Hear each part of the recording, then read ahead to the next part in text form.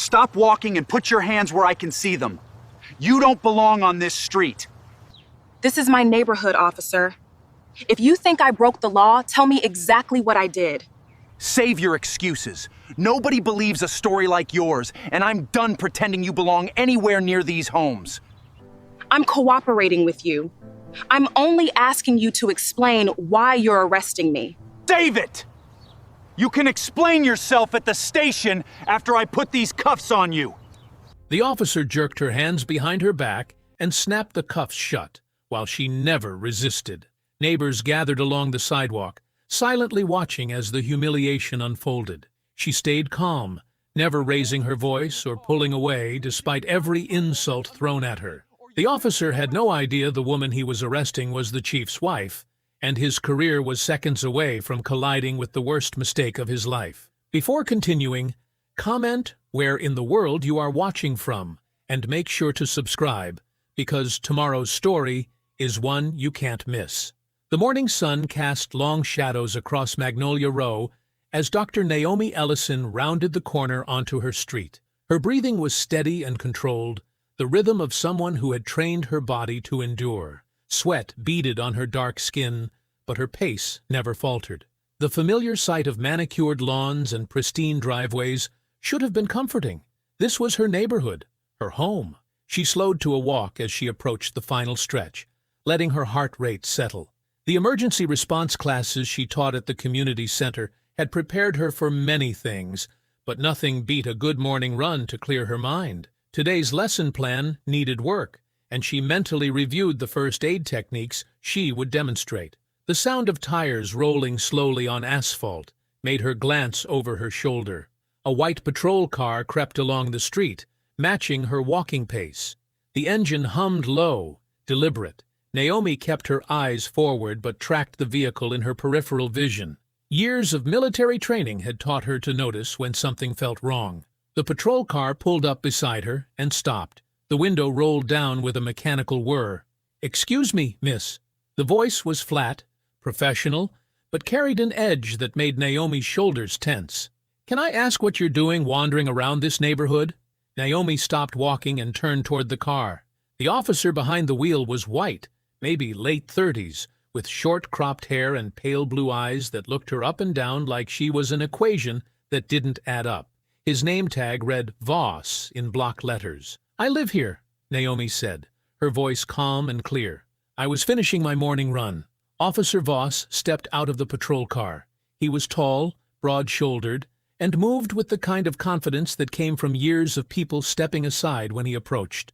His uniform was crisp, his boots polished. Everything about him screamed authority. "You live here?" Voss repeated, his tone suggesting he found that hard to believe. "Which house?" Naomi gestured down the street. "The blue colonial with the white trim. 3 houses from here." From across the street, Naomi caught movement on a porch. Evelyn Marrow stood in her doorway, wearing an expensive silk robe and holding what looked like a phone. The older woman's silver hair was perfectly styled even at this early hour, and her sharp eyes missed nothing. She raised the phone, and Naomi realized she was recording. Voss noticed her attention shift and glanced toward Evelyn's porch. The older woman gave him a small wave, like they were old friends. When Voss looked back at Naomi, his expression had hardened. "We've had complaints about suspicious people in this area," Voss said. "People checking doors, looking for opportunities. You fit the description." Naomi's pulse quickened, but her voice remained steady. "What description would that be, officer?" Voss's hand moved to rest on his belt, just inches from his service weapon. The gesture wasn't accidental. Naomi's eyes tracked the movement, noting the position of his fingers, the angle of his body. Her military training kicked in automatically, cataloging details. Badge number 4127. Patrol car number 318. Body cam positioned on his left shoulder, red light blinking.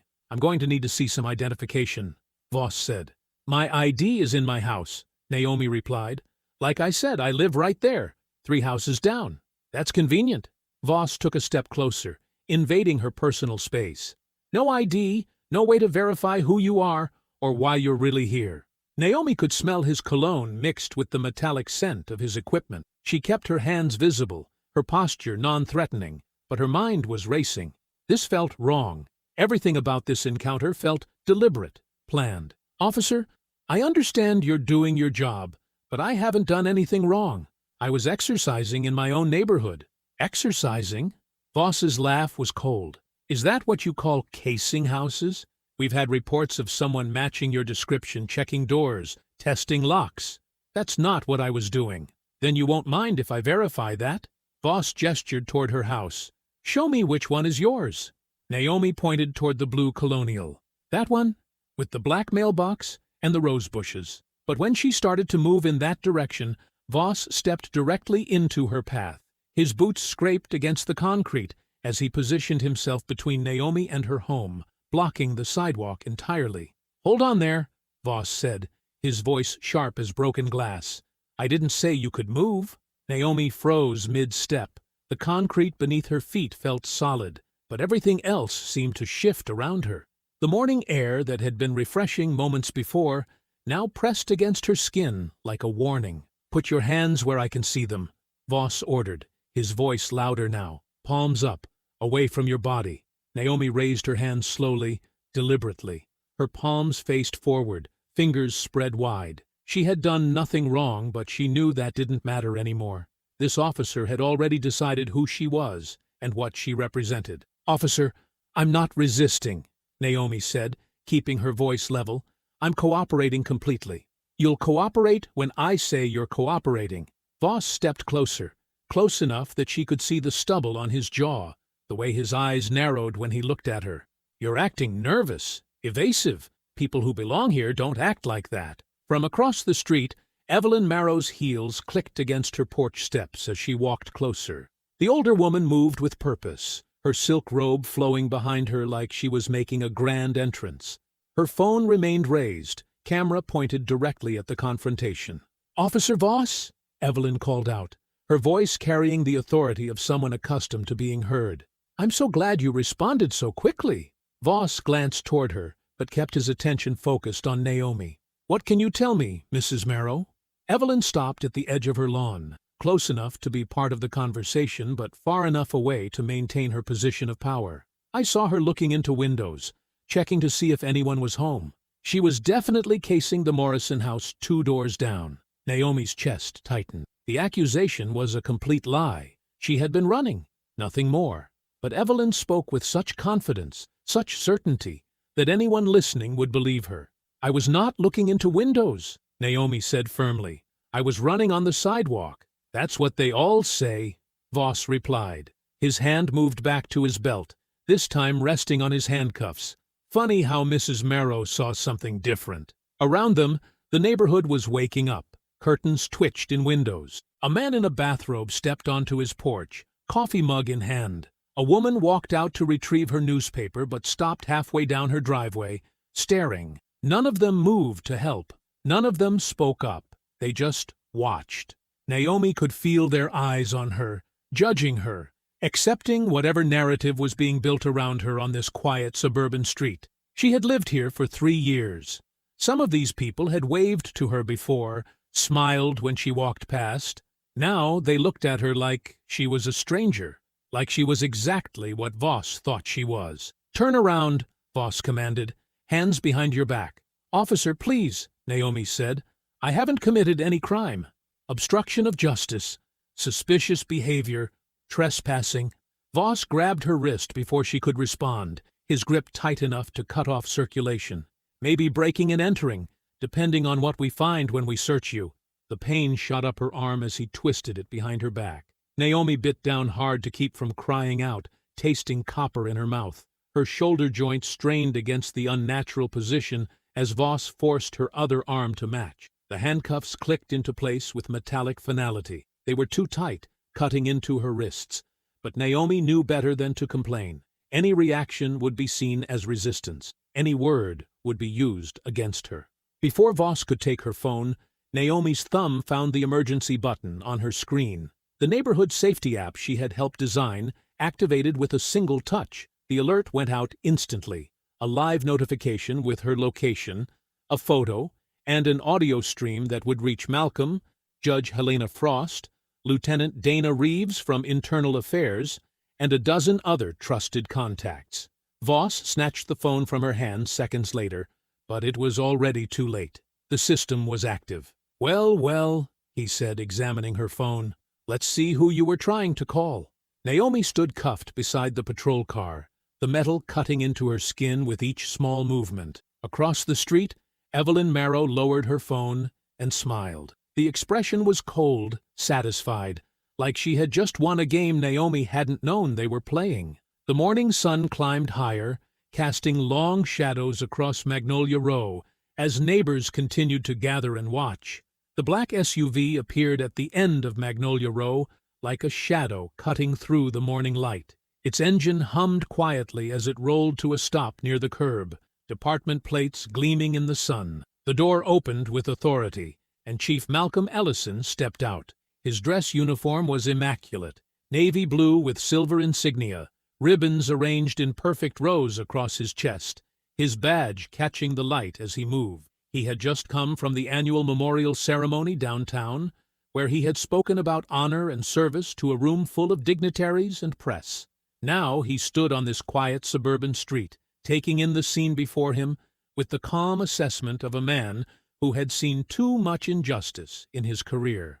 Malcolm had been walking around the corner when he first spotted the patrol car. He had watched from a distance as the confrontation unfolded, seeing his wife's measured responses, witnessing Voss's aggressive posture, noting how the neighbors gathered to watch without intervening. He had seen enough to understand exactly what was happening. Voss noticed the SUV immediately. His shoulders tensed as he recognized the chief's vehicle, and his grip on Naomi's arm loosened slightly, but he didn't release her. Instead, he straightened up, trying to project confidence, as Malcolm approached with measured steps. "Chief Ellison?" Voss called out, his voice carrying a forced casualness. "Good morning, sir. Just handling a routine investigation here."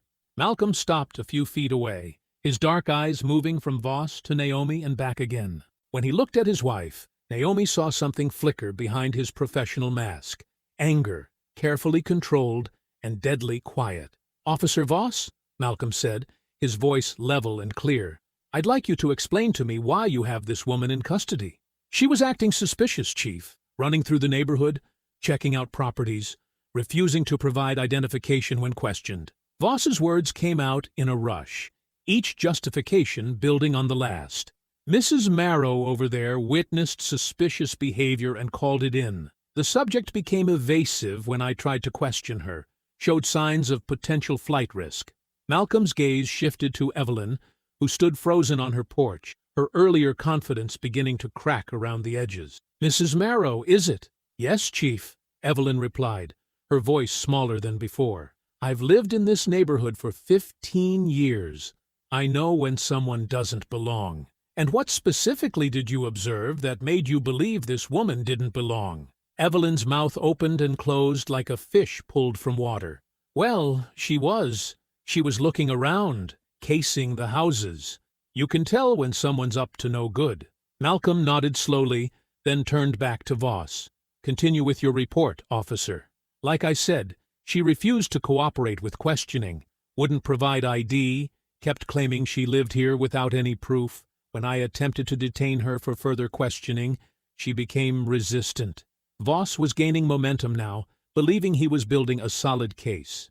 "I had reasonable suspicion to—" "What's your address?" Malcolm asked quietly, directing the question to Naomi. Naomi lifted her chin slightly. The handcuffs bit into her wrists as she spoke, but her voice remained steady and clear. 1247 Magnolia Row, 3 houses down from where we're standing. I've lived there for 3 years with my husband." The words hung in the air like a bomb waiting to explode. Voss's face went pale. "Your husband?" "Yes," Naomi said, her eyes never leaving Malcolm's face. "Chief Malcolm Ellison, the man standing right in front of you."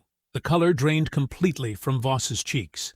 Across the street, Evelyn Marrow took an involuntary step backward, her hand flying to her throat. The neighbors who had gathered to watch began murmuring among themselves, the sound carrying across the quiet street like rustling leaves. Malcolm's expression didn't change. His voice remained calm, professional, deadly quiet. "Officer Voss, you will remove those handcuffs immediately." "Yes, sir. Right away, sir." Voss fumbled for his keys, his hands shaking as he moved behind Naomi. "I had no idea, Chief. If I had known—" "You'll remove the cuffs," Malcolm interrupted. "But you will not leave this scene. Do you understand me?" "Yes, sir." The metal clicked open, and Naomi felt the pressure release from her wrists. She brought her hands forward slowly, wincing as circulation returned to her fingers. Red welts marked where the cuffs had cut into her skin, the marks already beginning to darken into bruises. Malcolm pulled out his phone and began taking photographs, first of Naomi's injured wrists, then of the patrol car, then of Voss himself. Each photo was methodical, deliberate, creating a record that couldn't be disputed or dismissed. The bathroom faucet ran cold water over Naomi's wrists as she stood at the sink, watching pink-tinged droplets swirl down the drain. The handcuff marks had deepened into angry red welts, the skin raw where the metal had cut into her flesh during Voss's rough handling. She held her hands steady under the stream, letting the cold numb the throbbing pain. "How bad is it?" Malcolm's voice came from the doorway behind her. "I've had worse." Naomi reached for a clean towel, patting her wrists dry with careful movements. "But we need to document everything properly." Malcolm nodded, pulling out his phone to photograph the injuries from multiple angles. The camera flash illuminated each mark, each bruise, creating evidence that couldn't be argued away later. "The app recording is downloading now. Full video and audio from the moment you activated it." "Good." Naomi turned to face him, leaning back against the bathroom counter. "We do this by the book, Malcolm. Every single step. No shortcuts, no special treatment, no family favors." "Naomi!" "No." Her voice cut through his protest like a blade. "The moment we handle this any differently than we would for anyone else, they'll claim it's personal revenge. They'll say the chief's wife got special treatment. They'll use it to discredit everything we uncover." Malcolm's jaw tightened, but he nodded. "You're right. We follow procedure. Exactly." A soft knock at the back door interrupted them. Malcolm moved through the house with practiced quiet, checking the window before opening the door to reveal Lieutenant Dana Reeves. She stepped inside without ceremony, her internal affairs badge visible on her belt, a sealed evidence bag in her hand. "Chief, Mrs. Ellison." Dana's greeting was professional but respectful. "I came through the back to avoid any neighbors who might be watching." "Smart thinking," Naomi said, joining them in the kitchen. "What do you need from us?" "Everything. The recording, photos of injuries, witness statements, timeline documentation." Dana set her bag on the kitchen counter and pulled out official forms. "Mrs. Ellison, I need you to understand that I'm going to treat this like any other complaint against an officer. That means I'll ask difficult questions. I wouldn't expect anything less." Naomi pulled out a chair at the kitchen table. "Ask whatever you need to ask." Dana opened her notebook, pen ready. "Walk me through every detail, starting from when you left the house this morning." As Naomi began her account, Malcolm transferred the safety app recording to a secure device. The video showed everything: Voss's initial approach, his escalating aggression, Evelyn's false accusations. The moment the handcuffs clicked into place, every word, every gesture, captured in high definition. "This is solid evidence," Dana said, reviewing the footage. "But you know, they'll try to discredit it somehow." Through the kitchen window, movement across the street caught their attention. Evelyn Merrow had emerged from her house and was walking toward Voss's patrol car, which still sat at the curb where he had parked it during the arrest. The officer leaned against his vehicle, arms crossed, his body language relaxed, despite what had happened. "Look at that," Malcolm said quietly. They watched as Evelyn approached Voss, glancing around nervously before moving close enough to speak in whispers. Her hand touched his arm in a gesture of support, her head nodding as she spoke. Voss straightened up, his confidence returning as Evelyn continued talking. "She's reassuring him," Naomi observed, "telling him the neighborhood will back his story. Probably promising character witnesses," Dana added grimly. "This isn't over. It's just beginning." As if to prove her point, Malcolm's phone buzzed with an incoming message. He glanced at the screen, and his expression hardened. "The city attorney's office. They want a meeting tomorrow morning. Quiet conversation, they say, before this becomes public." "Damage control," Dana muttered. "They want to settle this fast and quiet." "That's not going to happen," Naomi said firmly. Not until we know how deep this goes. Her phone chimed with an email notification, then another, and another. Naomi opened the first message and felt her stomach drop. "What is it?" Malcolm asked. Naomi turned her phone so they could see the screen. "Official complaint filed against me with the HOA. Evelyn Marrow, complainant, says I was threatening residents during my run this morning." The second email was worse. A police report filed by Officer Garrett Voss, claiming that during the arrest, Naomi had become hostile and grabbed his arm in an attempt to resist lawful detention. The report painted her as aggressive, uncooperative, and potentially dangerous. "Unbelievable," Malcolm breathed. Dana leaned over to read the reports. These were filed less than 2 hours after the incident. They moved fast. Naomi stared at the false accusations on her phone screen, each lie carefully crafted to undermine her credibility.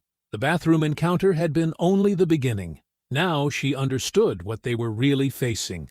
Not just one corrupt officer, but an entire system designed to protect itself by destroying anyone who threatened it. "They're not just covering up what happened," she said slowly. "They're going on the offensive." The morning light felt different in the Ellison house. Harsher. Naomi sat at the kitchen table with her laptop open, reading Voss's false police report for the third time. Each lie burned deeper than the last. "Listen to this," she said, as Malcolm poured coffee. Subject became increasingly agitated when asked for identification. Subject grabbed officer's arm in an attempt to prevent lawful detention. Subject used profanity and made threatening statements toward responding officers. Malcolm's cup clinked against the counter harder than necessary. Every word is a fabrication. "It gets worse." Naomi scrolled down. "Claims I was sweating excessively and appeared to be under the influence of unknown substances. Says I matched the description of a suspect from recent break-ins." "What break-ins? There haven't been any break-ins in Magnolia Row in over a year." "Exactly." Naomi closed the laptop. "This isn't just bad police work. This is calculated character assassination." A knock at the back door interrupted them. Dana Reeves stood on the porch, holding a manila folder thick with documents. Malcolm let her in quickly. "You need to see this," Dana said without preamble. She opened the folder on the kitchen table, revealing computer printouts of dispatch logs. "I pulled every call to Magnolia Row over the past 6 months. Evelyn Marrow has been busy." The logs told a disturbing story. Call after call from the same address, the same complainant, targeting different people. Unknown, black male checking mailboxes. Suspicious black female walking between houses. Unidentified black male in delivery truck lingering too long. "Look at the pattern," Dana said, pointing to dates and times. "Every Tuesday morning, every Thursday afternoon. She's calling during peak activity hours when people are most likely to see the police response." Naomi studied the names in the incident reports. Her chest tightened as recognition dawned. "I know these people." "What do you mean?" Malcolm asked. "Marcus Williams, the delivery driver who got stopped last month. He's in my emergency response class. So is Janet Torres, the nurse who was questioned for walking to her car after a night shift." Naomi's voice grew angry. "And Robert Jackson. He's a retired mail carrier who's lived here longer than most of these homeowners." Dana nodded grimly. Every single call resulted in a police response. Every single person was detained, questioned, or asked to leave the area. And every single report was handled by the same group of officers. "Voss's crew," Malcolm said. "Voss, Martinez, and Hendricks. Always one of those three." Dana pulled out another sheet. "But here's what really bothers me. The response times are too fast. These officers were already in the area when the calls came in." Malcolm leaned closer to examine the timestamps. "You're saying they were coordinating?" "I'm saying someone was feeding them intelligence about when to be in position." Dana's expression was deadly serious. "This wasn't random harassment. This was a systematic campaign." Naomi stood up abruptly, pacing to the kitchen window. Across the street, Evelyn Marrow's house looked perfectly innocent in the morning light. White shutters, manicured lawn, American flag hanging from the porch. The picture of suburban respectability. "I need to talk to these people," Naomi said. "The ones who were targeted. They need to know they weren't isolated incidents." "Naomi," Malcolm cautioned, "if you start conducting interviews, not as the chief's wife, as someone they already trust. She turned back to face them. These people know me from the community classes. They'll talk to me in ways they'd never talk to internal affairs. Dana frowned. That could complicate the official investigation. Or it could save it. Naomi's voice carried the quiet authority Malcolm had learned to respect. If we wait for the bureaucracy to move, they'll have time to destroy evidence, coach witnesses, transfer officers. I can get statements now, while memories are fresh, and before anyone realizes we're building a case. Malcolm's phone buzzed with a text message from headquarters. He glanced at it and sighed. Captain Pike wants to see me. Says it's urgent. Be careful, Dana warned. Pike's been around long enough to know where all the bodies are buried. If there's a network protecting Voss, Pike would know about it, or be part of it, Naomi added quietly. The kitchen fell silent as the implications hung in the air. Malcolm had worked with Pike for 8 years. The man had been his ally during difficult budget fights, had supported his community policing initiatives, had stood with him when other senior officers resisted reforms. But trust was a luxury they could no longer afford. Malcolm kissed Naomi goodbye and headed for headquarters, while Dana gathered her evidence files. Naomi watched them both leave, then sat back down at her laptop. She had phone calls to make and people to see. An hour later, Malcolm sat across from Captain Pike in the senior officer's corner office. Pike's desk was cluttered with commendations, family photos, and coffee-stained reports. The man looked tired, older than his 54 years. Hell of a situation you're dealing with, Pike said, settling back in his chair. Voss really stepped in at this time. Malcolm kept his expression neutral. I'm more concerned with the false report he filed afterward. Yeah, about that. Pike rubbed his forehead. Look, Malcolm, I've been thinking. Maybe the best thing for everyone is to suspend the inquiry. Let things cool down. Avoid turning this into some kind of racial drama that tears the department apart. Racial drama? Malcolm's voice carried a warning edge. You know what I mean. The media, the activists, the politicians looking for their next cause. This thing could blow up and hurt everyone involved, including your wife. Malcolm studied Pike's face carefully. What makes you think the media would be interested? Come on, Malcolm. Police chief's wife gets arrested by white officer in wealthy neighborhood? That's front-page material right there. Pike leaned forward. But if we handle it quietly, maybe transfer Voss to another district, issue a formal apology. Everyone moves on. And the other incidents? The pattern of harassment in Magnolia Row? Pike's expression flickered almost imperceptibly. What other incidents? Malcolm had not mentioned any other incidents. Neither had Dana's preliminary report, which Pike should not have seen yet anyway. But somehow, Pike already knew there were other incidents to worry about. The dispatch logs show multiple calls from the same complainant over 6 months, Malcolm said carefully, all targeting black residents and visitors. Oh, that, Pike waved dismissively. Neighborhood watch stuff, concerned citizens reporting suspicious activity. Nothing unusual there. But Malcolm caught something in Pike's tone, a rehearsed quality, as if he had practiced this explanation. And the way Pike avoided eye contact when he said, suspicious activity, suggested he knew exactly what kind of activity Evelyn Marrow had been reporting. I think we need a full investigation, Malcolm said. Pike's friendly demeanor shifted slightly. Malcolm, I'm trying to help you here. Don't let family loyalty cloud your judgment as a leader. Family loyalty. As if wanting justice for his wife was somehow unprofessional. Malcolm felt anger building in his chest, but he kept his voice steady. I'll take that under advisement, Captain.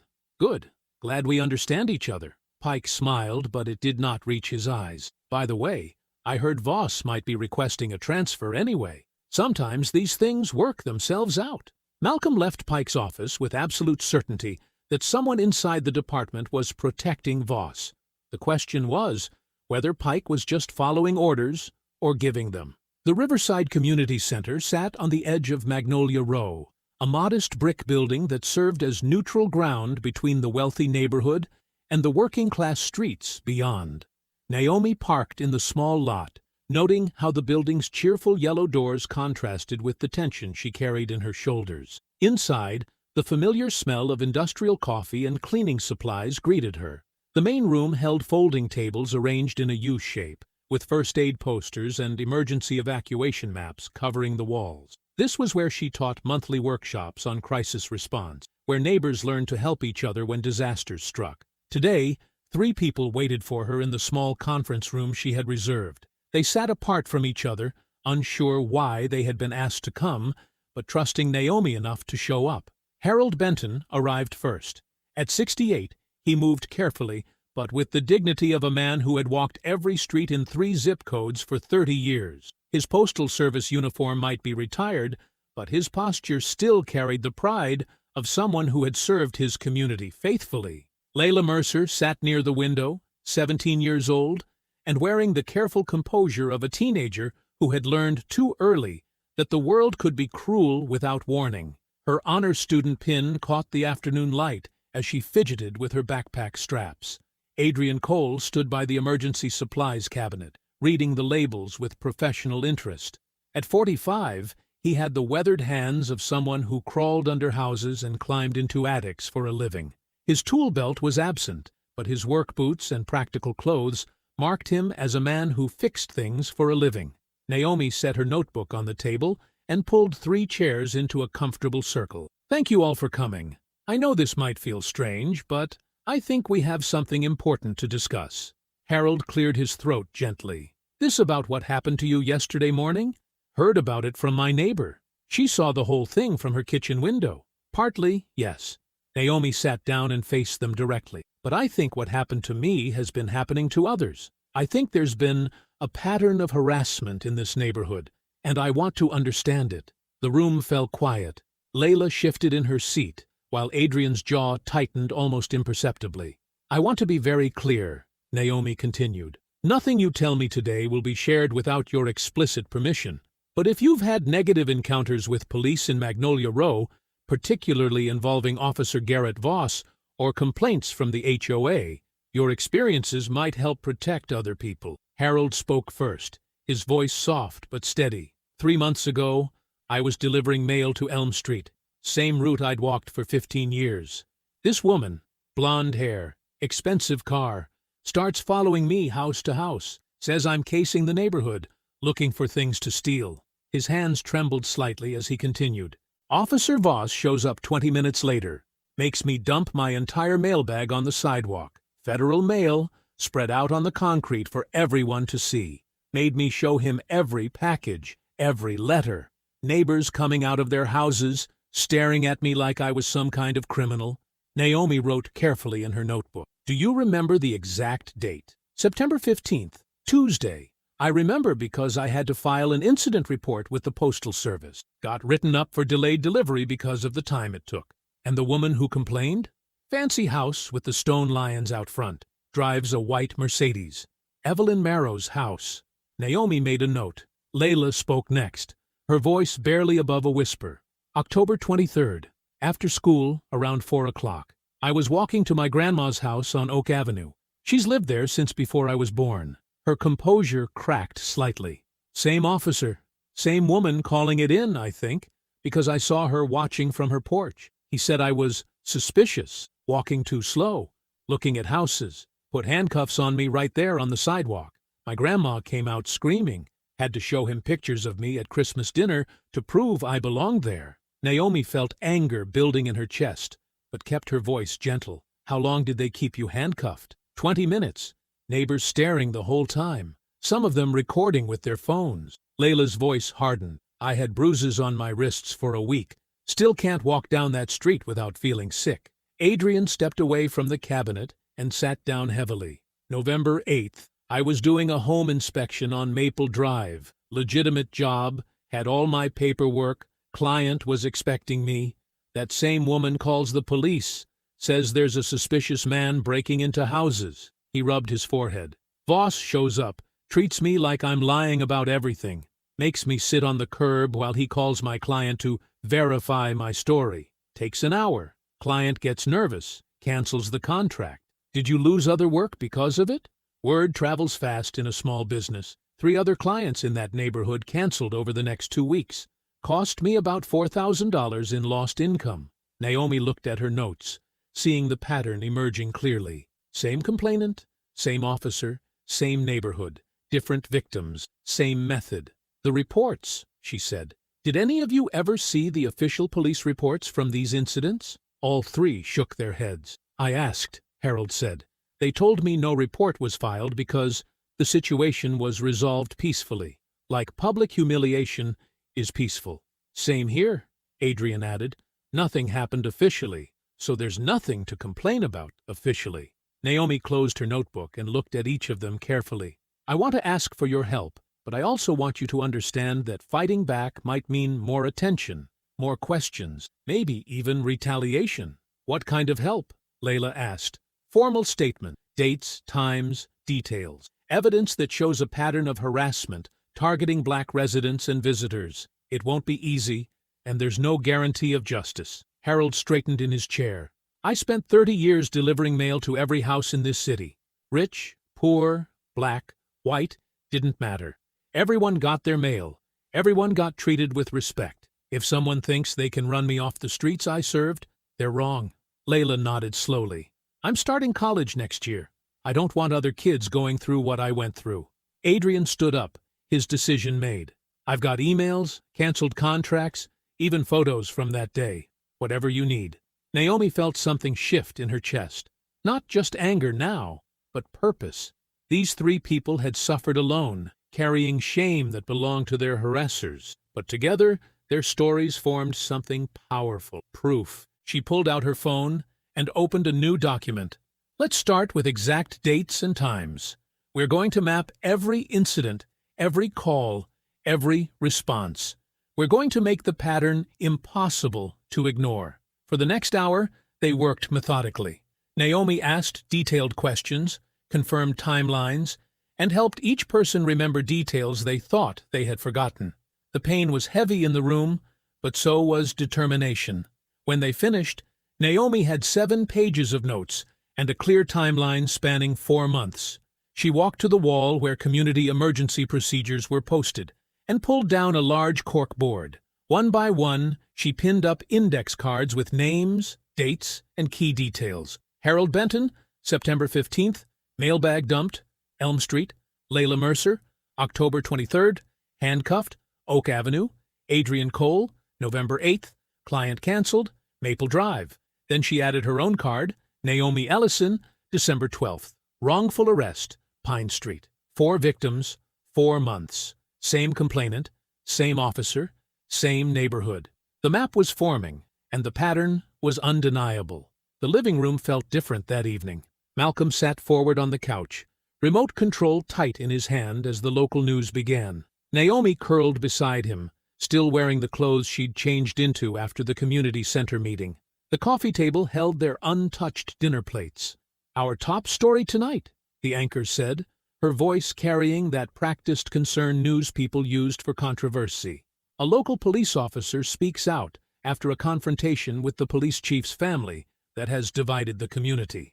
Malcolm's jaw tightened. Naomi reached over and touched his arm. The screen cut to Officer Garrett Voss standing outside the police station, looking clean and professional in his dress uniform. Beside him stood Evelyn Marrow, wearing a pale blue sweater and pearls, her gray hair perfectly styled. I've served this community for 12 years, Voss said, staring directly into the camera. I've always done my job with integrity and fairness. But when you try to protect a neighborhood, and the suspect turns out to be connected to department leadership, suddenly you're the bad guy. Connected, Malcolm said quietly. Like being married makes someone connected instead of being a person. Voss continued, his voice getting stronger. I responded to a legitimate complaint about suspicious activity. I followed protocol. I was respectful and professional. But I was set up by people who wanted to make this about race instead of safety. The camera shifted to Evelyn. She dabbed at her eyes with a tissue, though Naomi noticed no actual tears. I'm just a concerned neighbor, Evelyn said, her voice shaking slightly. I saw someone checking door handles, moving between houses in a way that seemed wrong. I called because that's what we're supposed to do, right? Watch out for each other? You lying witch, Malcolm muttered. When the officer arrived, this woman became immediately hostile and aggressive. Evelyn continued. She refused to cooperate, became physical. I was terrified. Now I'm being painted as some kind of racist for trying to protect my community. The reporter's voice cut in. The incident was captured on body camera footage. We want to warn viewers that some may find the following images disturbing. Naomi sat up straighter. This was the first time any footage had been released publicly. The clip lasted maybe 10 seconds. It showed Naomi turning her shoulder away from Voss's reaching hand, her face tense, her body language appearing defensive. The audio caught her saying, "Don't touch me," in a sharp voice. Then it cut to her in handcuffs, looking angry.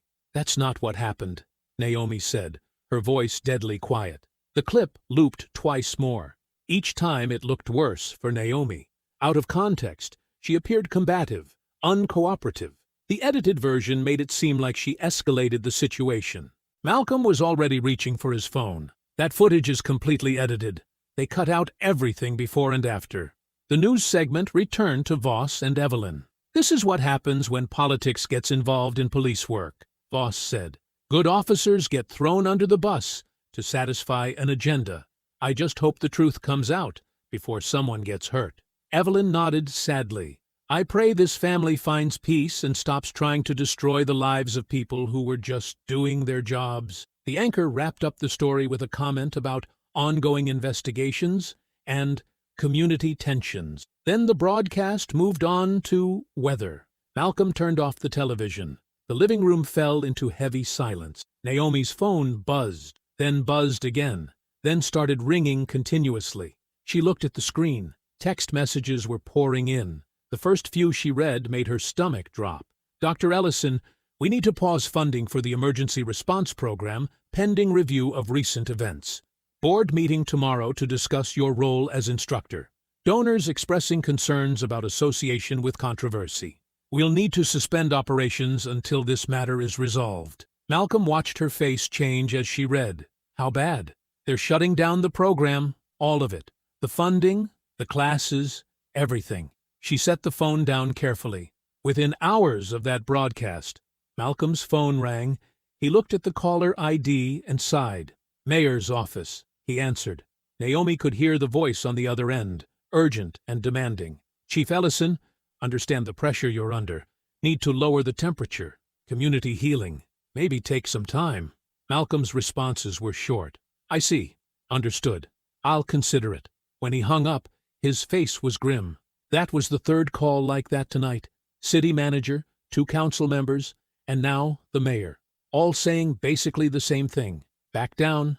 Let it go. Take some leave time until things cool off. Naomi picked up the remote and rewound the news segment. She played the body cam footage again, studying it carefully.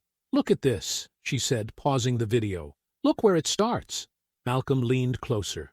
"His hand is already reaching for you." "Exactly. The clip begins after he already moved toward me. It cuts out him demanding ID, me explaining where I live, Evelyn's accusations, everything." She paused it again. "And look at the timestamp." Malcolm squinted at the small numbers in the corner. "There's a gap. The time jumps forward. 2 minutes missing, maybe 3. Naomi's voice was getting stronger. "This footage was deliberately edited to make me look guilty." "The department controls body cam footage," Malcolm said slowly. "Only certain people have access to edit and release it." Naomi looked at her husband, understanding passing between them. "Voss couldn't have done this alone," she said. "He doesn't have the access or the authority." Malcolm nodded grimly. "Someone inside helped him. Someone with rank. Someone who wanted to control the narrative." Naomi stood up and began pacing. "They're not just protecting Voss. They're actively working against us. Against you. The enemy isn't just Voss anymore," she said, turning to face Malcolm. "It's whoever cut that tape." The community center felt different this morning. Yesterday's warmth had been replaced by something colder, more careful. Naomi arrived early, choosing a corner table far from the main entrance. She spread her notebook across the surface and waited. Adrian Cole walked in, carrying a thick manila envelope and a laptop bag. His face looked tired, like he hadn't slept well. He spotted Naomi and made his way over, glancing around the room before sitting down. "Thank you for meeting me," Naomi said quietly. "After what I saw on the news last night, I figured you needed all the help you could get." Adrian opened his envelope and pulled out a stack of papers.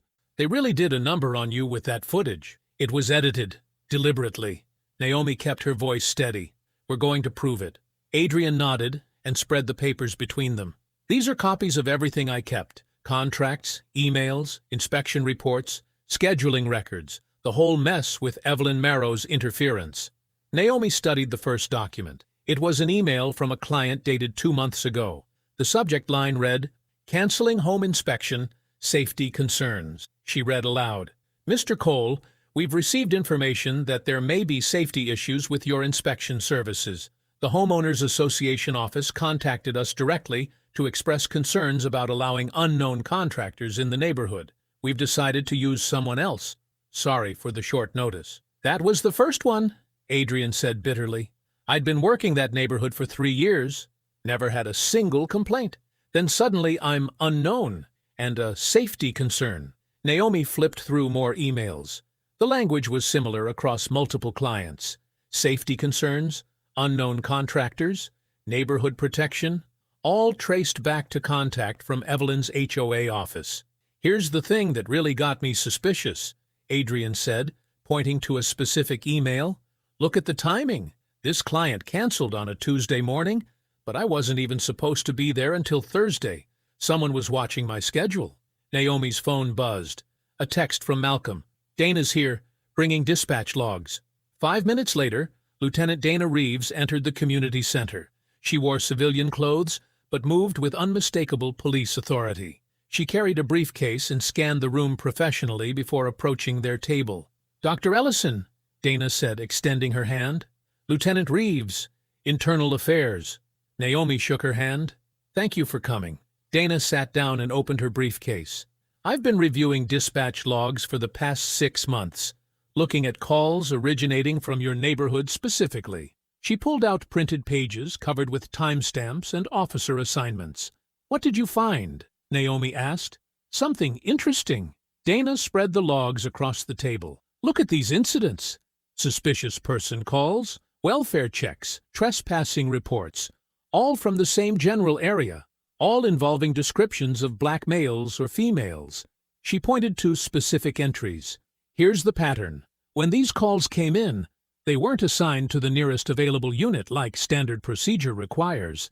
They were routed directly to specific officers." Adrian leaned closer. "Which officers?" "Mostly Voss. Sometimes 2 others who work similar shifts." Dana's finger traced down the list. "But here's the really interesting part. Look who reviewed and signed off on these incident reports." Naomi read the supervisor's signatures. "Captain Russell Pike." "Every single one," Dana confirmed. "Pike marked them all as resolved with no further action needed, which means he was personally tracking these calls." Naomi felt a chill run down her spine. How many calls are we talking about? 37 in 6 months, all from the same approximate area, all involving people of color, all handled by the same small group of officers and approved by Pike. Dana's voice was steady, but her eyes showed anger. Adrian was rifling through his papers. "Wait, some of these dates match up with my canceled contracts."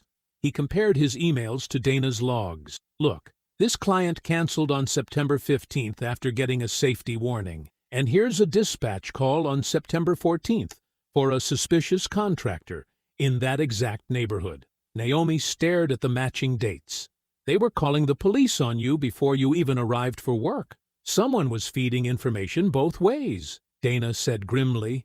"Civilian complaints going to specific officers, and police intelligence coming back to civilian sources." Naomi pulled out her phone and scrolled through the photos she'd taken of Evelyn's HOA messages. She found the screenshots and enlarged them on her screen. "Look at this phrase that keeps showing up," she said, pointing to the messages. "Preserve neighborhood character." It appears in almost every complaint about black residents or visitors. Dana read over Naomi's shoulder. "That's not random language. That's coded messaging." Adrian found another email. Here it is again. "The HOA office is committed to preserving neighborhood character and ensuring appropriate oversight of all service providers." "Appropriate oversight," Naomi repeated slowly, like they were running their own intelligence operation. Dana was taking notes rapidly. If Pike was signing off on these reports and marking them resolved, he was essentially treating civilian complaints like official police intelligence. That's a serious violation of protocol. Naomi's phone rang. Malcolm's name appeared on the screen. "I'm at the station," Malcolm said when she answered. "I managed to get access to Pike's computer records. You need to see what I found." "What is it?" "Pike has been accessing body cam footage for months, specifically footage from Voss and those other two officers. He's been reviewing incidents before they were even officially reported." Naomi felt her heart rate increase. He was monitoring them, not monitoring, protecting, making sure nothing stuck. Malcolm's voice was tight with controlled anger. "But there's more. I found a file on his desktop. It's labeled Neighborhood Watch Coordination." Dana leaned closer to the phone. "Chief, this is Lieutenant Reeves. What's in that file?" "Names, addresses, license plates, descriptions. It looks like an unofficial watch list." Malcolm paused. "Naomi, your name is on it." The community center seemed to go completely silent around them. "When was my name added?" Naomi asked quietly. 3 weeks ago. 3 weeks before your arrest." Naomi looked at Dana, then at Adrian. The pieces were falling into place, forming a picture that was worse than any of them had imagined. "They were planning this," she said, her voice barely above a whisper. "The arrest wasn't random. It was orchestrated." That afternoon, Malcolm straightened his uniform and walked down the polished hallway toward the conference room at police headquarters. His footsteps echoed against the marble floors. Department brass would be waiting for him, and he carried a thick folder under his arm that would change everything. The conference room held 6 senior officers around a mahogany table. Captain Pike sat at the far end, his face carefully neutral. Deputy Chief Martinez nodded as Malcolm entered. Commander Brooks looked up from his coffee with tired eyes. "Gentlemen," Malcolm said, setting his folder on the table, "we need to discuss Officer Garrett Voss." Pike leaned back in his chair. "Chief, I hope we're not letting personal feelings drive department decisions." Malcolm's jaw tightened, but his voice stayed level. "This isn't personal, Captain. This is about evidence." He opened the folder and spread papers across the table. Dispatch logs, victim statement, timeline charts. Lieutenant Reeves has documented 37 suspicious person calls from the Magnolia Row area in 6 months, all routed to the same officers, all signed off by the same supervisor. Commander Brooks picked up one of the logs. "These dates go back months before your wife's incident." "Exactly. This wasn't one bad moment. This was systematic targeting." Malcolm pointed to specific entries. Harold Benton, retired mail carrier, forced to empty his mail bag on the sidewalk. Layla Mercer, honor student, handcuffed outside her grandmother's house. Adrian Cole, licensed inspector. Lost multiple contracts after being labeled suspicious. Deputy Chief Martinez studied the timeline. "All these people are willing to testify?" "Yes, and we have more than testimony." Malcolm pulled out his phone and played a clear audio recording. Naomi's voice came through the speaker, calm and controlled as Voss shouted commands and threats. The room fell silent as the recording played. Voss's voice filled the air, aggressive and contemptuous. Then came Naomi's steady responses, documenting everything as it happened. She activated her safety app, Malcolm explained. The entire arrest was broadcast live to multiple witnesses, including a retired judge and 2 city council members. Pike shifted in his seat. "Chief, even if there were procedural errors, we need to consider department morale. The officers are feeling targeted." Malcolm turned toward Pike, his voice sharp. "Captain, which officers are feeling targeted? The ones who follow procedure or the ones who don't?" Commander Brooks cleared his throat. "What are you recommending?"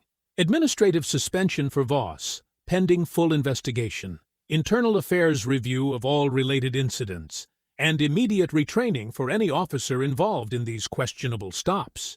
Deputy Chief Martinez nodded slowly. "The evidence supports suspension. We can't have officers making unauthorized arrests based on civilian complaints that may be racially motivated." Pike's face hardened. "This sets a dangerous precedent.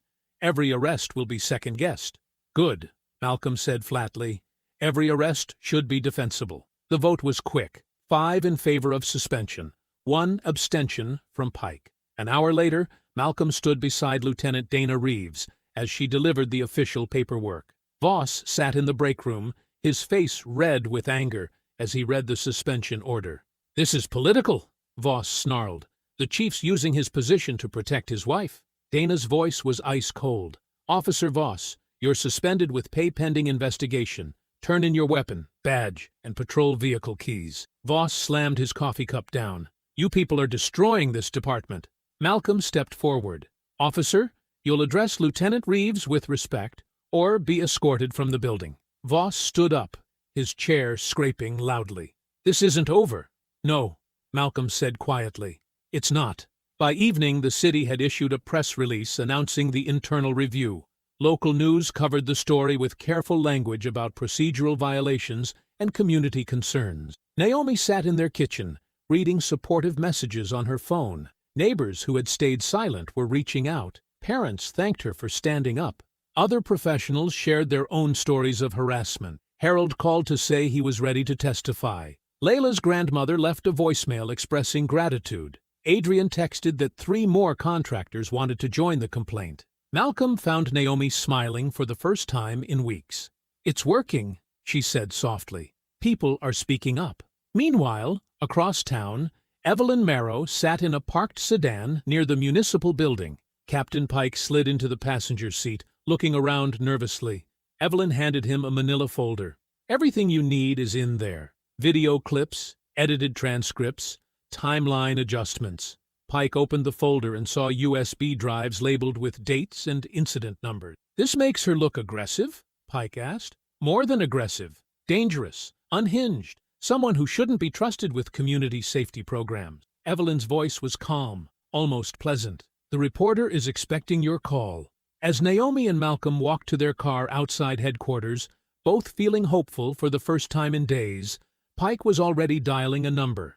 The edited footage would be in the reporter's inbox within minutes. That night, Naomi spread witness statements across their dining room table. The papers formed neat piles under the warm light of the chandelier. Harold Benton's handwritten account sat beside Layla Mercer's typed testimony. Each page told the same story of harassment and humiliation. Malcolm walked into the room carrying 2 cups of coffee. How many more do we have? 15 confirmed. 3 more coming tomorrow. Naomi picked up Adrian Cole's statement and read it again. This inspector lost 4 contracts because Evelyn spread rumors about him being suspicious. 4 jobs, Malcolm. That's how someone feeds their family. Her phone buzzed with another message of support. Then another. The community was finally speaking up.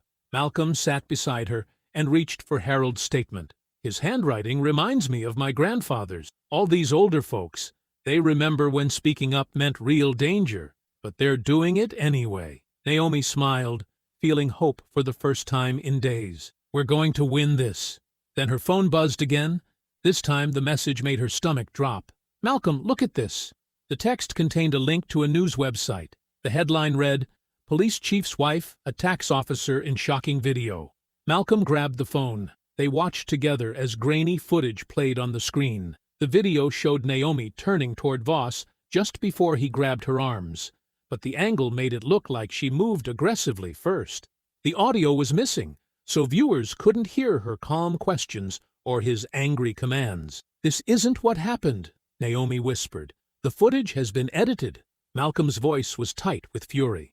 Someone cropped out everything that came before. The video had been shared thousands of times. Comments flooded the screen, most of them ugly and hateful. Naomi closed the phone before reading more. By morning, everything changed. Naomi sat in Chief Martinez's office as he delivered the news. The mayor's office received pressure from multiple city council members. They're reinstating Voss pending full review.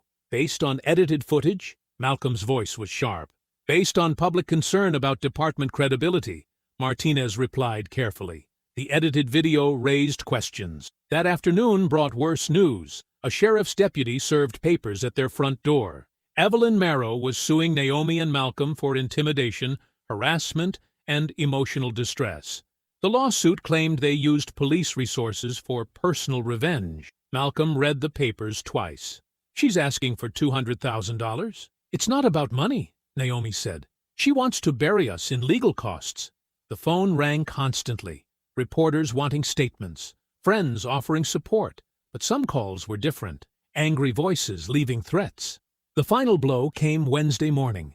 Naomi arrived at the community center to find a letter on her desk from the city's emergency services department. Her emergency response program was losing its funding. effective immediately. The current controversy makes continued support inappropriate, the letter read. Naomi sat in her empty office and felt the walls closing in. 3 years of building trust with families. Hundreds of people trained in basic first aid and crisis response, all gone because of lies. Her phone rang. Malcolm's voice was strained. "Naomi, Captain Pike just left my office. The mayor wants to meet with me Friday. About my resignation." "What?" "Pike says the scandal is damaging public trust in the department. If I step down, things can go back to normal." Naomi closed her eyes. "And if you don't? They'll find another way to remove me." Thursday morning, Naomi found the front window of the community center smashed. A brick lay among the broken glass, wrapped in paper with a message scrawled in red ink. "Go back where you belong." Malcolm wanted to assign police protection immediately. "This is escalating. Someone could get hurt." "We cannot look afraid," Naomi said firmly. "That's exactly what they want." Instead, she studied everything. The timing of the attack happened between the security guards' rounds. The brick came from a construction site 3 blocks away. The vandal knew the building's schedule perfectly. Most important, they had avoided every visible security camera except one. Naomi stood across the street, looking up at an old traffic camera mounted on a utility pole. The angle was wrong for monitoring cars, but perfect for watching the community center's front entrance. She pulled out her phone and called the traffic department. "I need footage from camera TC47 between midnight and 6 a.m. yesterday." The morning air carried the smell of broken glass and fresh coffee. Naomi stood beside the shattered window of the community center, watching Lieutenant Dana Reeves examine the brick and paper. "Clean break pattern," Dana said, crouching near the glass fragments. "Single impact, thrown from about 15 feet away. Professional job." Malcolm handed Dana a coffee cup. The traffic department pulled footage from the camera across the street. "Should be ready in an hour." "Good." Dana stood and brushed glass dust from her knees. Whoever did this knew the security schedule perfectly, but they missed something. She pointed at the old traffic camera mounted on the utility pole. "That angle catches everything the building cameras miss." Someone got sloppy. An hour later, they crowded around Dana's laptop in Malcolm's office. The traffic camera footage played in grainy black and white, but the image was clear enough. A man in work clothes approached the community center at 2:17 a.m. He carried a brick and looked directly at the building's security camera before throwing, but he never looked up at the traffic camera. "Freeze it there," Naomi said. Dana paused the video as the man turned toward the street. The face was visible for 3 seconds. "I know him," Malcolm said quietly. "Jerry Hendricks. He does contractor work around Magnolia Row." Dana pulled up city records on her laptop. Hendricks Construction, licensed for residential repairs and landscaping. She scrolled through recent permits. "Look at this client list." The screen showed dozens of work orders for Magnolia Row addresses.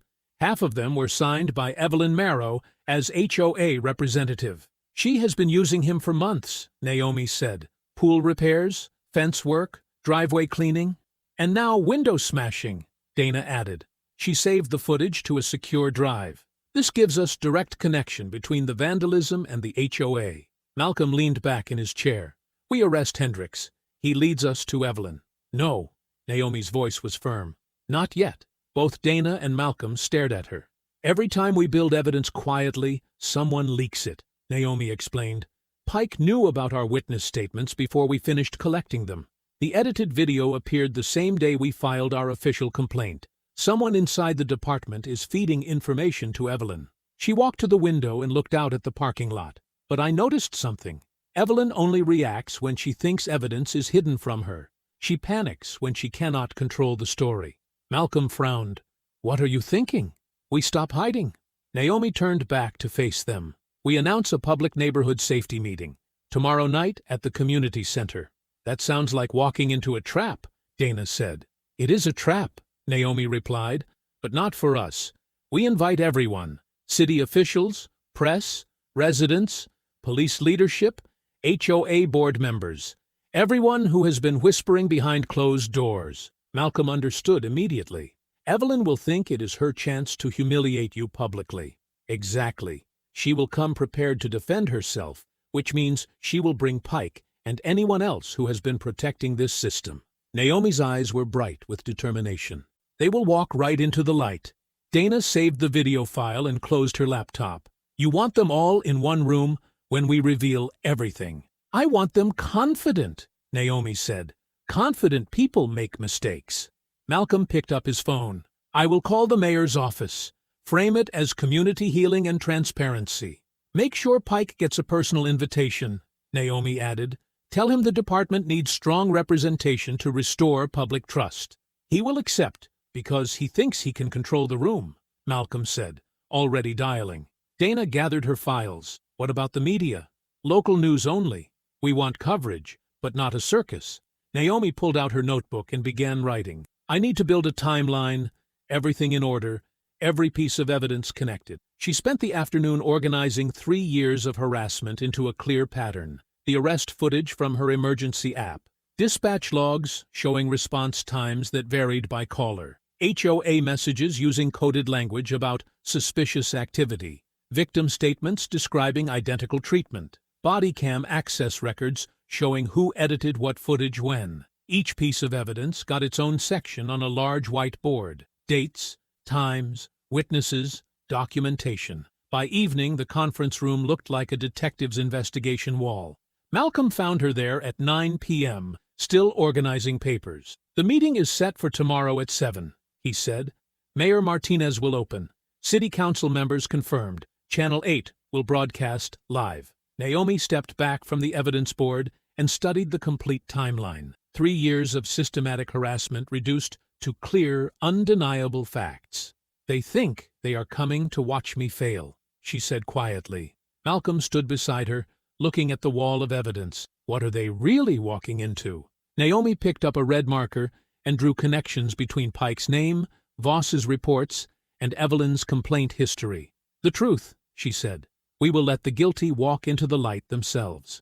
The Magnolia Row Community Hall buzzed with nervous energy as residents filed in through the main doors. Folding chairs had been arranged in neat rows facing a small stage where a projector screen hung ready.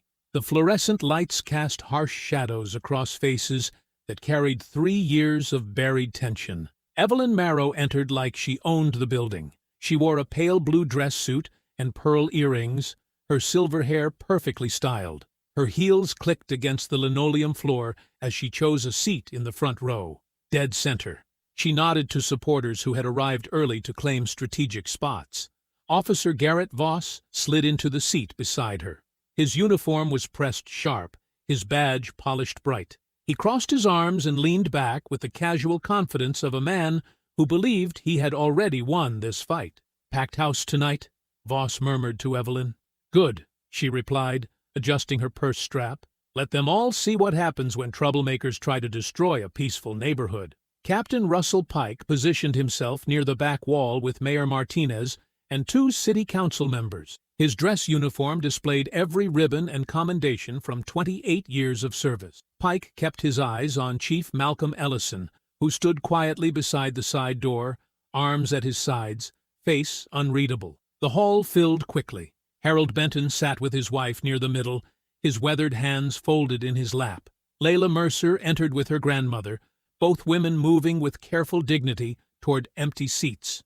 Adrian Cole arrived carrying a manila folder thick with papers, his contractor's shirt clean but showing the wear of honest work. Residents whispered to each other, stealing glances at the front row where Evelyn held court. Some faces showed curiosity, others carried fear. A few displayed the quiet anger of people who had stayed silent too long. Channel 8 set up cameras near the back corner.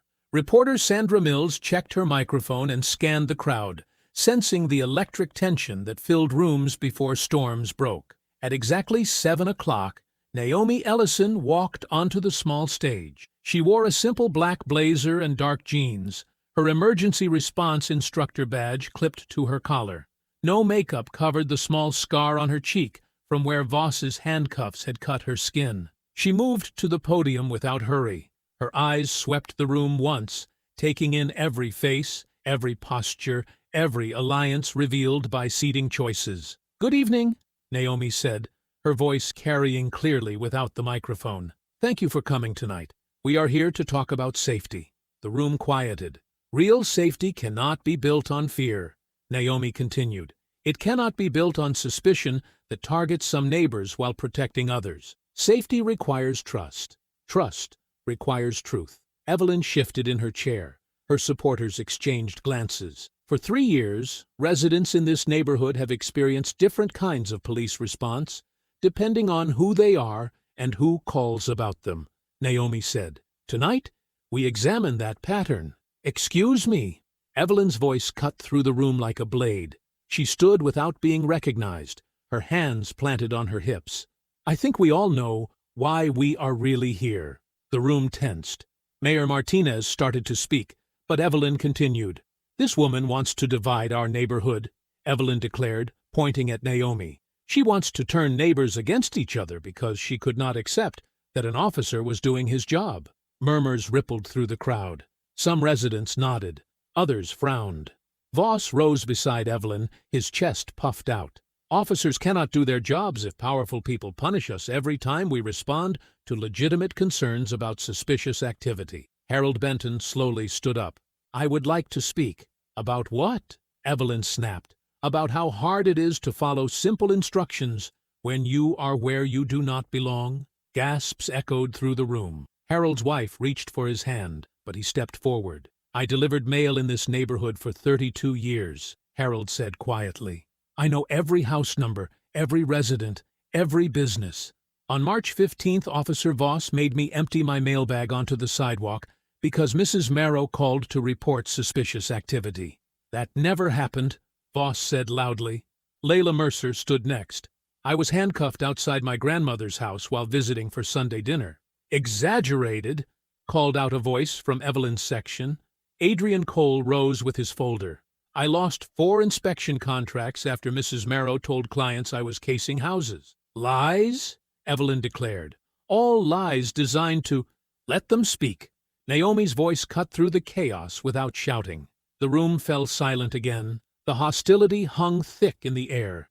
Evelyn's supporters whispered angrily among themselves. Pike watched Malcolm carefully, looking for any sign of how this would unfold. Naomi waited. She let the division reveal itself completely. She let Evelyn's people show their true faces before dozens of witnesses and live television cameras. I never targeted anyone, Voss finally declared, his voice carrying across the silent room. I respond to calls about criminal behavior. I do not care what color someone is. Naomi walked to the projector and turned it on. Let's examine that claim, she said calmly. The first dispatch log appeared on the screen, showing Evelyn Marrow's phone number linked to a complaint about Harold Benton. The first dispatch log glowed on the wall-mounted screen. Harold's address appeared in stark black letters alongside Evelyn's phone number and the timestamp, March 15th, 10:47 a.m. Mrs. Marrow called to report suspicious individual examining mailboxes, Naomi read from the document. Officer Voss arrived 11 minutes later. She clicked to the next slide. Harold's incident report appeared, but entire sections remained blank. No description of the individual, no mention of Mr. Benton identifying himself as the mail carrier, no record of him producing his postal service identification. Naomi's voice stayed level. Most interesting. No mention of forcing him to empty his mailbag in public. Harold nodded grimly. Several residents turned to look at him with new understanding. That's because nothing like that happened, Voss called out. This is fabricated evidence. Naomi clicked again. A photograph filled the screen showing Harold kneeling on the sidewalk, mail scattered around him, while Voss stood over him with his arms crossed. Mrs. Patterson took this from her kitchen window, Naomi said. She kept it because she felt sick watching it happen, but was too scared to intervene. An elderly woman near the back raised her hand. That's me. I still have nightmares about it. The crowd murmured. Some faces showed shame. Others displayed growing anger. Naomi advanced to the next slide. Layla's dispatch record appeared with Evelyn's number again. June 8th, Mrs. Marrow reported, young person casing the Mitchell residence. Officer Voss arrived within 8 minutes and handcuffed 17-year-old Layla Mercer while she waited for her grandmother to answer the door. She matched a description from recent break-ins, Voss protested. What description? Naomi asked. She clicked to show Voss's report. Quote, young black female, approximately 5'6", wearing casual clothes. That describes roughly 40% of teenage girls in this city. Layla's grandmother stood up. My granddaughter has straight A's and volunteers at the library. She was wearing her church dress and carrying homemade cookies. The report mentions neither the dress nor the cookies, Naomi continued. It does mention that she displayed aggressive body language when questioned. Another click. Security footage from the Mitchell house appeared on screen, showing Layla standing perfectly still with her hands visible, while Voss approached with his weapon drawn. Gasps echoed through the room. Evelyn's supporters looked uncomfortable. That footage was never included in the official file, Naomi said. She moved to Adrian's case next. The pattern repeated. Evelyn's call, Voss's rapid response, missing details in reports that should have cleared innocent people immediately. 17 calls from Mrs. Marrow's phone to police dispatch in 8 months, Naomi said. Every single call resulted in Officer Voss being assigned to respond. Every single call involved black residents or visitors. Coincidence? Evelyn snapped, but her voice carried less confidence. Let's examine the language used in these calls, Naomi said. She clicked to a series of recorded transcripts. Quote, these people are affecting our neighborhood character. Quote, someone needs to protect property values from undesirable elements. Quote, certain individuals make residents feel unsafe. The phrases hung in the air like poison gas. Residents shifted uncomfortably. Some of Evelyn's supporters looked away. Voss stood abruptly. I don't have to listen to this character assassination. Sit down, officer, Chief Malcolm Ellison said quietly from beside the door. You can't order me around in a civilian meeting, Voss shot back. Actually, I can. Malcolm's voice remained calm. State investigators are outside this building. You are not free to leave. The room erupted. Some residents gasped. Others started talking at once. Voss's face went white. Captain Pike stepped forward, his chest out and voice raised. Chief Ellison, you are abusing your authority for personal revenge. This is exactly why city leadership has concerns about your judgment. Malcolm didn't respond. He simply looked at Naomi. She clicked to the next slide. A computer access log filled the screen, showing timestamps and user identifications for the police department's body cam archive system. This shows who accessed Officer Voss's body camera footage from my arrest, Naomi said. The original files were downloaded at 2:47 p.m. on August 12th. The edited version that leaked to media appeared online at 6:33 p.m. the same day. She let that sink in before clicking again. The access log shows user identification CP4471. That's Captain Russell Pike's login credentials. The room fell absolutely silent. Pike's face drained of color as every eye in the room turned toward him. The heavy door at the back of the community center opened with a deliberate creak. State investigators in dark suits entered quietly, their badges visible but their expressions unreadable. They positioned themselves near the exits without saying a word. Captain Pike's confident posture crumbled as he realized what their presence meant. His eyes darted between the investigators and the screen still displaying his login credentials. Ladies and gentlemen, Malcolm said, his voice carrying clearly through the suddenly tense room. Lieutenant Dana Reeves from Internal Affairs will present additional findings. Dana stepped forward, her slim frame carrying the weight of authority. She held a tablet in one hand and a stack of documents in the other. Captain Pike's computer access represents more than tampering with evidence, Dana began.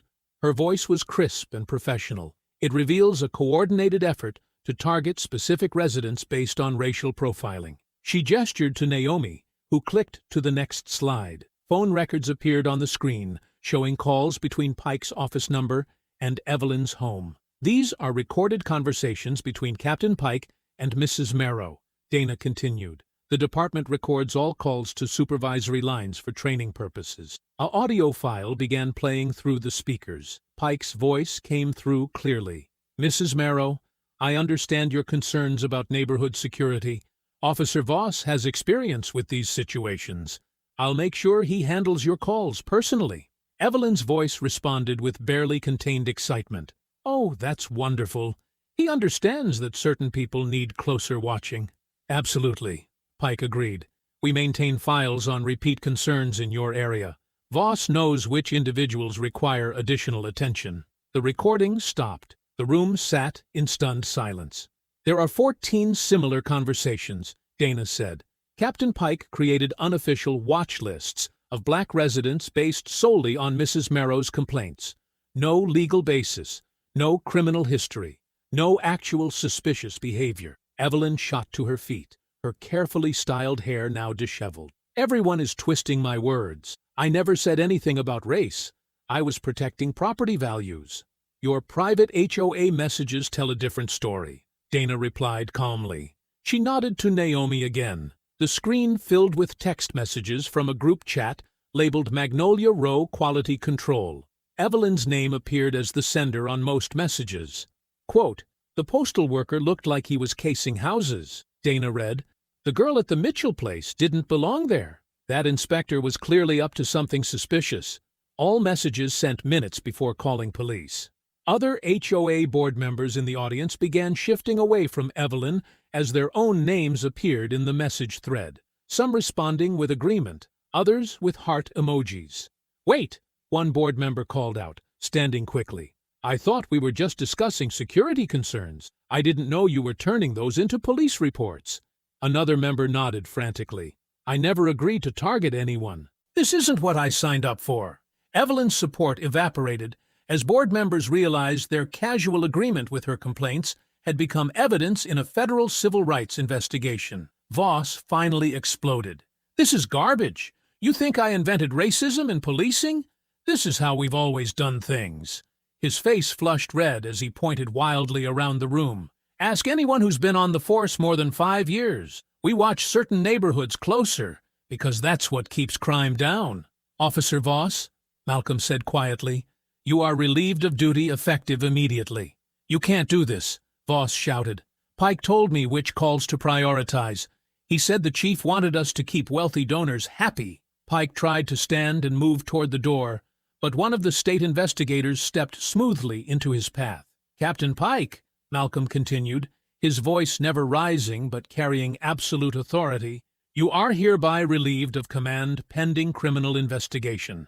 Your badge, weapon, and credentials will be surrendered immediately." "This is a witch hunt," Pike snarled, but his hands shook as he reached for his badge. "You're destroying good officers to protect your wife's political agenda." "Actually," Dana interrupted, "you're under arrest for conspiracy to violate civil rights under color of law." The lead state investigator approached Pike with handcuffs ready. "Captain Russell Pike, you have the right to remain silent." Across the room, another investigator moved toward Voss.